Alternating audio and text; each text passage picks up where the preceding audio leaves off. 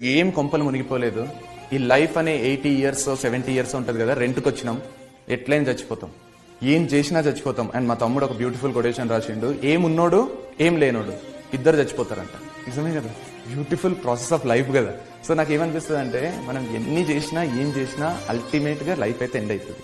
So బతికినన్ని రోజులు చచ్చిపోతూ బతకడం కంటే ఒక్కొక్క మూమెంట్ బతకడం ఇంపార్టెంట్ కదా. జాబ్ రాకపోయినా ఏం కాకపోయినా ఏం కూడా కాదు, నేను చెప్తున్నా కదా, రిలాక్స్ గా నీ పని నువ్వు చేసుకుంటూ వెళ్ళిపో, ఏదో టైంలో సక్సెస్ వస్తుంది. నీకు 20 వచ్చినాయా, 30 వచ్చినాయా, 40 వచ్చినాయా, మర్చిపో. 40 ఇయర్స్ కి జీవితం అయిపోతలేదు, 80 ఇయర్స్ వరకు బతుకుతావు. ఏమి లేట్ కాలేదు. ఒక్కొక్కరు ట్రంప్లు బుష్లు చూసినా ఏ టైంలో సెటిల్ అవుతున్నారు.